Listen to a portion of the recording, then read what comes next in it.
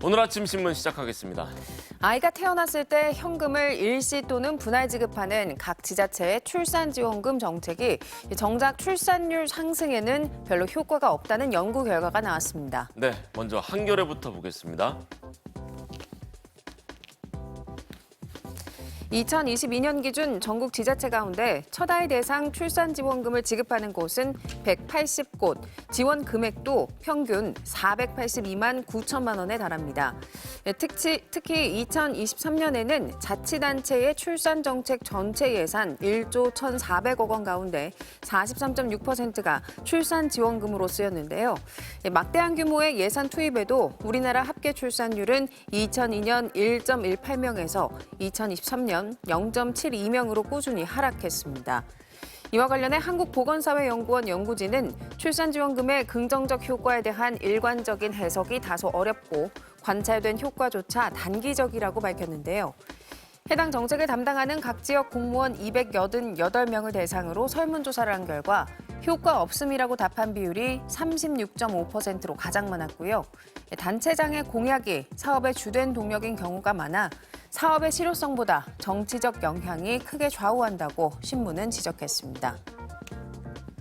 다음은 서울신문입니다. 설 연휴를 앞두고 정부와 여당이 27일 월요일을 임시 공휴일로 정했죠. 그런데 일각에서 연휴가 끝나는 다음 날인 31일 금요일을 공휴일로 했어야 한다는 지적이 나왔습니다.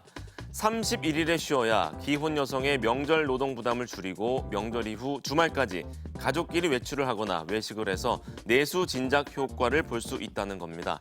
하지만 정부는 27일보다 31일에 대한 반대 여론이 더 많았다며 토요일에 꼭 일해야 하는 직종은 31일 휴일이 불리하다고 설명했고요. 또 기업에선 월별 마감과 결산 정리를 해야 해서 31일에 꼭 출근하는 사람이 생긴다는 점과 27일에 쉬지 않으면 출근자와 귀성객이 겹쳐서 교통 혼잡이 우려된다는 점도 근거로 꼽았습니다. 이어서 세계일보입니다. 초등학교에서 중간 기말고사 등 지필평가가 폐지되면서 학생과 학부모들이 대형 학원의 레벨 테스트로 몰리고 있다는 기사입니다. 현재 초등학교에선 간단한 단원평가와 수행평가 등만 치러지고 있는데 이 수준이 매우 낮아서 학생의 실력과 수준을 판단하기 어렵다는 건데요. 이 때문에 한 유명 수학학원에서 예비 초등학교 3, 4학년을 대상으로 실시한 자체 입학시험에는 전국에서 약 10,000명이 응시하는가 하면 어느 학원 상위권반에 합격했다는 것이 공부 잘하는 아이의 기준이라는 말도 나옵니다. 그런가 하면 중3 수학 기초학력 미달 비율이 2017년 7.1%에서 2023년 13%로 크게 늘었는데요. 평가 지향 기조에 대한 비판도 제기된다고 신문은 전했습니다. 이어서 지역신문 보시죠. 먼저 경북메일입니다. 지난해 저출생과의 전쟁을 선포한 경북도가 광역자치단체 최초로 직원과 자녀가 함께 근무하는 공간인 K00 보듬 1호를 소개했습니다. 경북도청 민원실을 리모델링해서 만든 아이 동반 사무실인데요. 초등학교 저학년 자녀를 둔 직원들 중 학교 수업이 일찍 끝나서 돌봄 공백이 발생하는 이들을 대상으로 돌봄 서비스를 제공하고요. 방학 중에도 오전 9시부터 오후 9시까지 운영하며 긴급 돌봄도 신청할 수 있다고 합니다.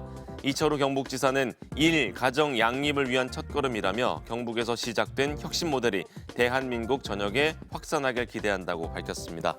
끝으로 중도일보입니다. 올해 대전시에 새로 개장하는 프로야구 한화이글스 홈구장 명칭이 한화생명 볼파크로 잠정 결정되면서 결국 명칭에서 대전이 빠지게 됐습니다. 프로야구 10개 구단 중 지역 연고 지명이 빠진 구장명은 대전 신축 야구장이 유일한데요. 당초 대전시는 한화에 새 구장 이름을 대전 한화생명 이글스파크로 하라고 공문을 보냈지만 한화그룹은 대전시에 486억 원을 지불하고 구장 사용권과 명명권을 보유했기 때문에 대전시는 결정 권한이 없다는 입장입니다. 지역에서는 대전시의 늑장 행정으로 사전에 한화와 충분히 조율하지 못했다는 목소리가 나오고 있습니다. 지금까지 오늘 아침 신문이었습니다.